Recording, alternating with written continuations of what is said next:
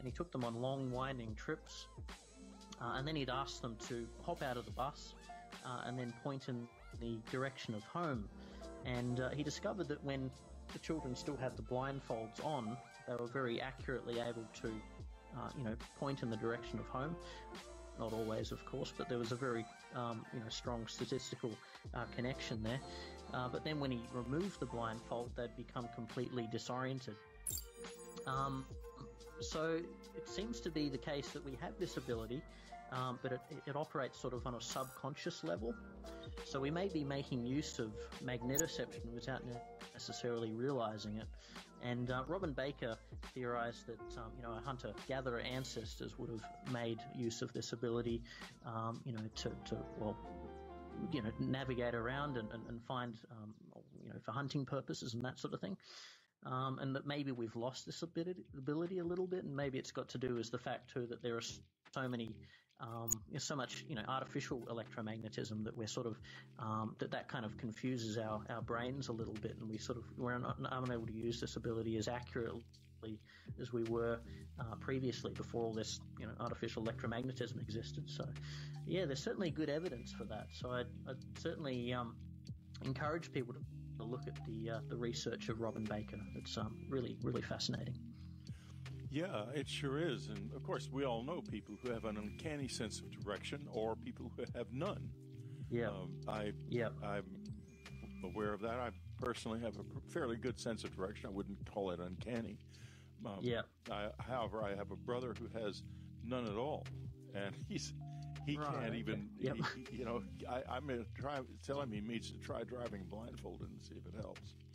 Right. People is the danger of RF, of radio frequencies, because we live in a soup or a fog of radio frequencies. And when we get back, Free Dreamlanders, we're going to be talking about radio frequencies and what they may mean. Then later on in the show, we're going to get into some remarkable stories about how this affects what we call the paranormal, which is actually parts of nature that we don't yet understand. We'll be right back.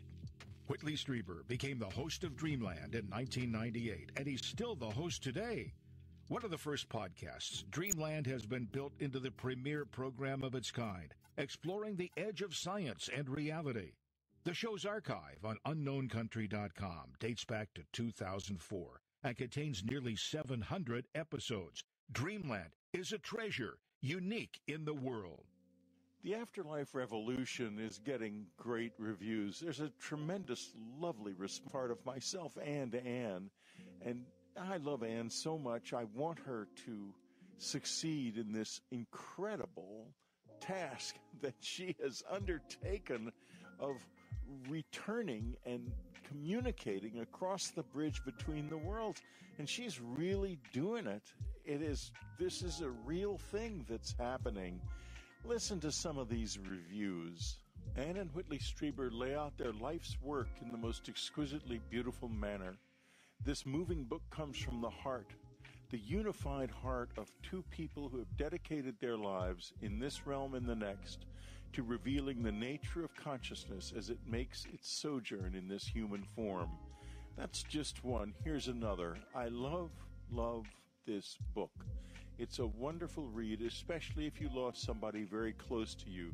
Just incredible. Here's another one. The book shows you how to grow your soul, for lack of a better term. Through Anne's insight, Whitley shares invaluable information that could only be from the other side. So take it seriously. Go to Amazon and get Afterlife Revolution. Go on to Amazon and get the Afterlife Revolution in paperback or in Kindle format. And if you have questions or thoughts, write me at whitley@strieber.com. I'm right here. I'm ready to answer anything you ask, to help you in any way I can, always. They are found deep in a dying jungle, 6 infants. They aren't apes. They aren't human either, not quite. So what are they?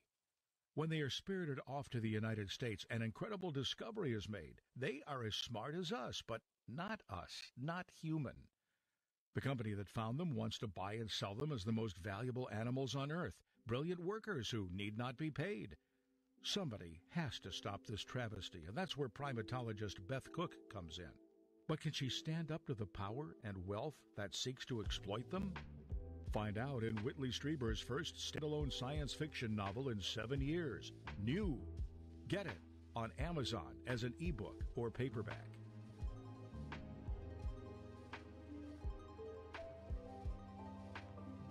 You've probably heard the music for years.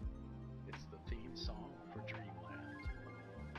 But you may not know the name of the piece, The O of Pleasure. Or the name of the composer, Ray Lynch. Ray Lynch is a 3-time Billboard Award winner. Ray is also the composer of the platinum album, Deep Breakfast. Pandora calls Ray one of the most influential artists in New Age pop and adult alternative circles. For music that will move your heart and set your spirit soaring, visit www.raylynch.com. The Afterlife Revolution is a work of love written across the bridge between the living and the dead, between me and my beloved wife, Anne. You can learn what it means to live across this bridge by reading or listening to the audiobook of The Afterlife Revolution. It's available in paperback, as a Kindle, and as an audiobook on audible.com, amazon.com, audiobooks.com, and wherever audiobooks are sold. We're talking to Louis Proud. His website is louisproud.net, and it's his blog. And his book is Strange Electromagnetic Dimensions. Before we stop for the break for the free Dreamlanders, I was just about to ask you about RF, radio frequencies. And Yep. what are they, and should we be concerned? Right. Okay. Yep. So, you particularly wanted to talk about sort of radio frequency radiation. Yeah. So I should point out that we live in it. Yep. That's true. So, certainly, I mean, we're talking here about sort of artificial forms of electromagnetism. So, I mean, that sort of ties into the sort of the microwave frequencies and that sort of thing. So certainly, cell phones, etc., would certainly make use of RF.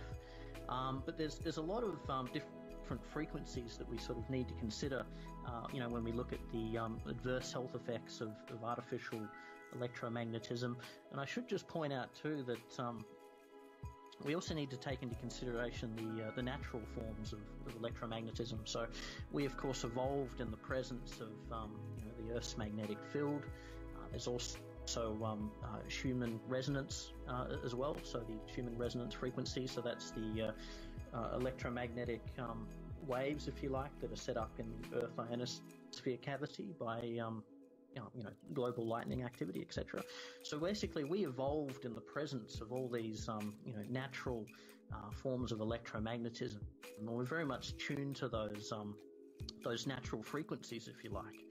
And then, of course, in the 20th century, that's when it all started, was the establishment of, the electricity grid, etc.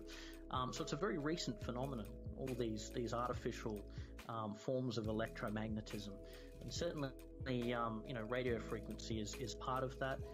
There's also ELF as well, extremely low frequencies that we need to take into consideration. But yeah, certainly the radio frequency part of the spectrum there is sort of seems to be particularly harmful, I suppose. And certainly a lot of people have, they have issues with in my case, I actually had some adverse health effects